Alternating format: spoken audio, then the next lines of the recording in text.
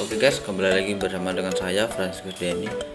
Di sini saya akan kembali menjelaskan mengenai uji-uji statistik.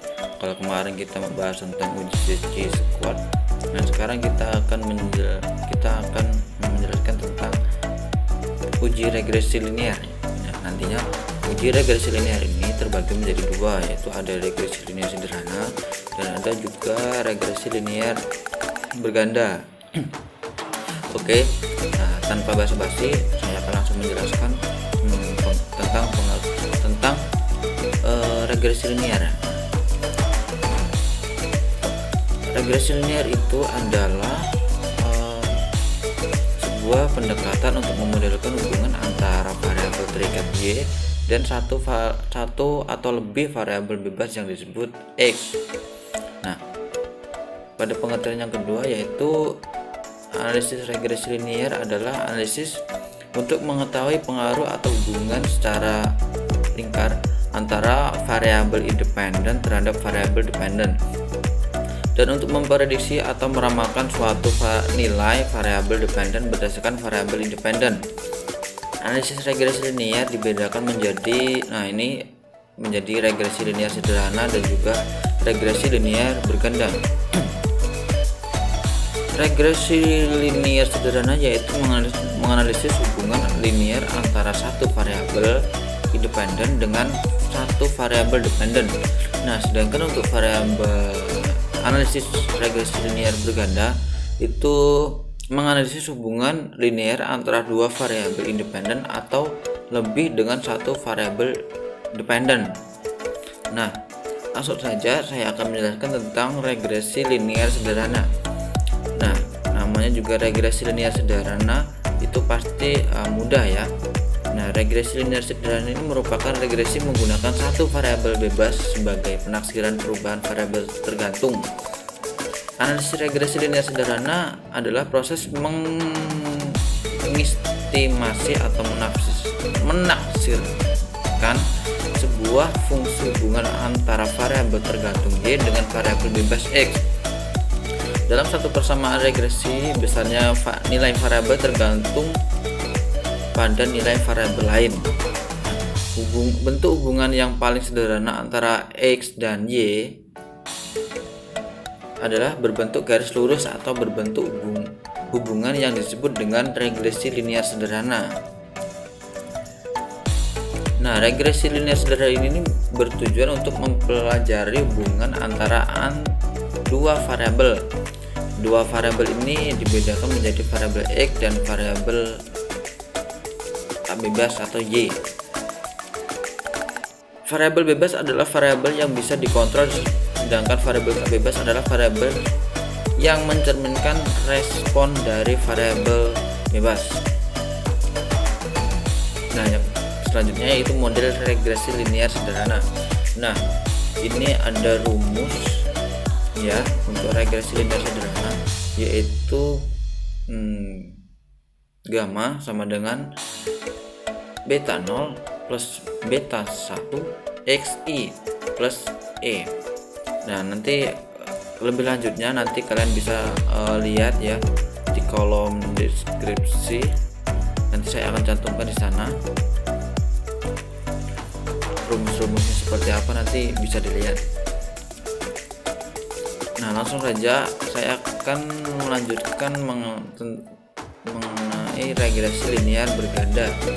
Nah, regresi linear berganda ini adalah suatu persamaan model yang memiliki beberapa variabel bebas. Apabila hubungan antara variabel bebas yang dengan variabel tak bebas berbentuk linear, maka disebut regresi linear berganda. Nah, di sini juga ada rumus ya. Rumusnya nanti kalian bisa lihat juga di kolom deskripsi. Nanti saya akan cantumkan linknya atau bahan ini ke link deskripsi. Uji regresi linear berganda digunakan apabila jumlah variabel bebas yang digunakan lebih dari satu dengan variabel terikat.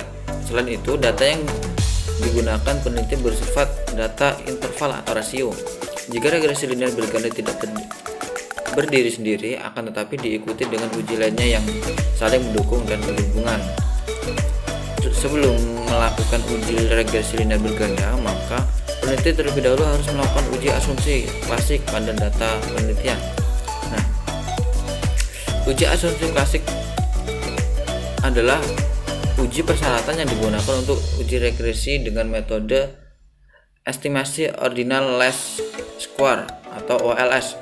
Jika asumsi klasik yang hasilnya memenuhi asumsi, maka akan memberikan hasil Bayes linear unibase estimator atau BLEU.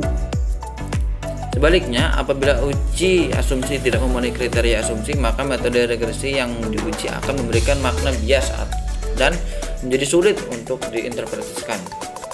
Uji asumsi klasik pada umumnya ada 4, yaitu uji normalitas, uji autokorelasi, uji multikolinearitas, dan uji heterokorelasitas. Itulah. Oke. Lanjut. Tadi kan ada 4 itu uji klasik, yaitu uji normalitas. Yang pertama saya akan menjelaskan tentang uji normalitas.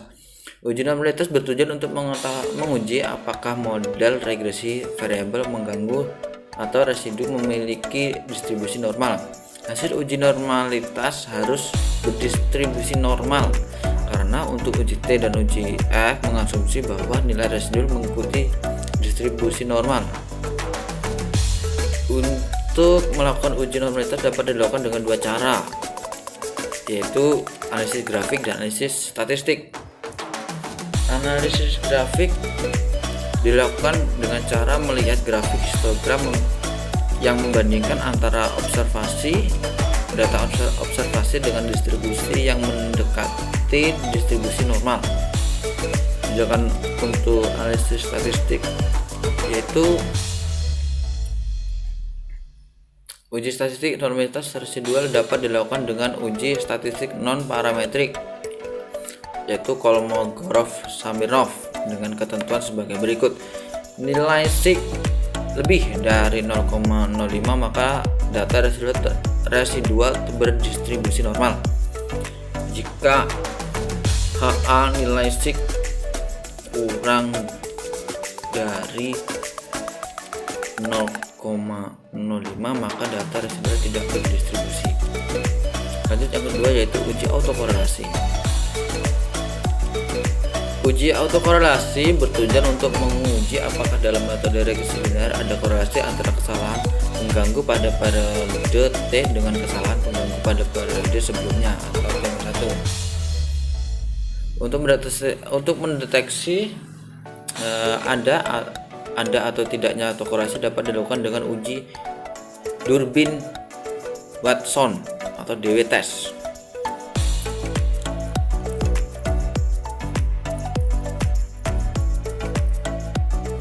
Jika terjadi korelasi, maka dinamakan ada problem autokorelasi.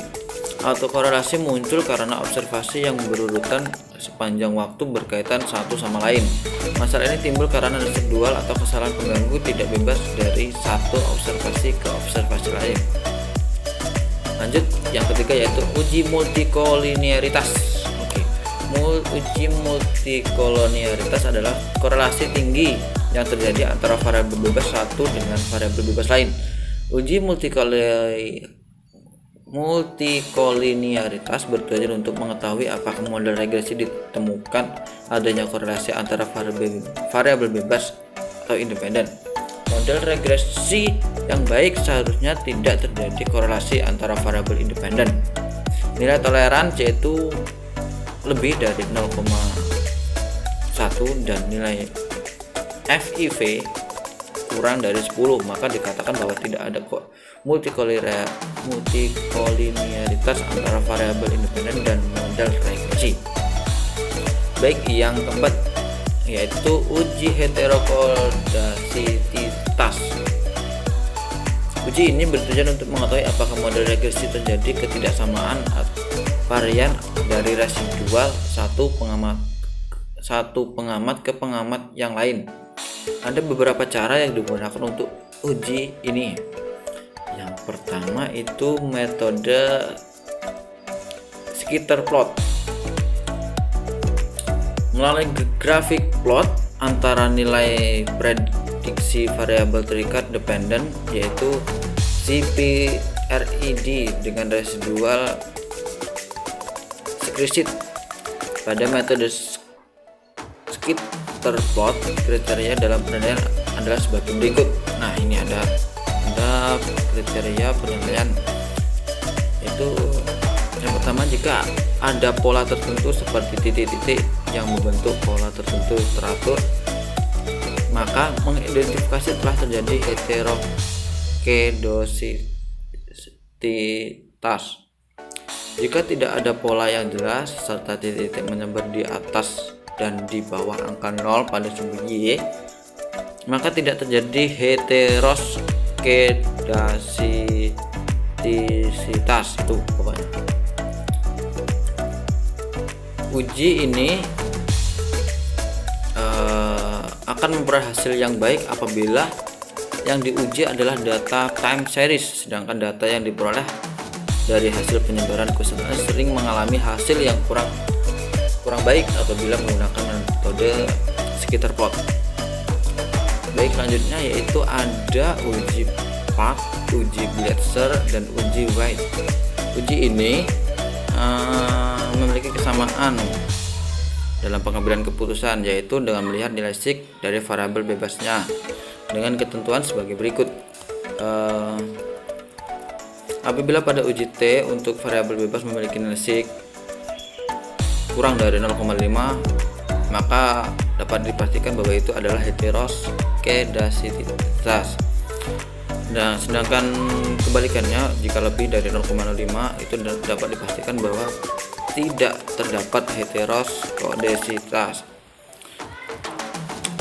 Pada uji ini yang membedakan adalah variabel terikatnya atau dependent, di mana untuk uji bug variabel dependent menggunakan nilai ln U2i atau ln dari nilai residual yang dikuadratkan. Untuk uji Glasser, variabel dependent menggunakan nilai ABSUI, absorbensi nilai residual, dan uji White, variabel dependent menggunakan uji U2i, nilai residual yang dikuadratkan. Oke. Mungkin itu saja yang bisa saya sampaikan ya untuk materi ini. Nanti lebih lengkapnya bahannya itu bisa di kolom deskripsi. Jangan lupa ya, kalau kalian suka itu jangan lupa di like, komen, dan subscribe. Pokoknya ya gimana lah supaya bisa berkembang channel saya gitu ya. Oke, mungkin sampai sini saya akhiri. Dah.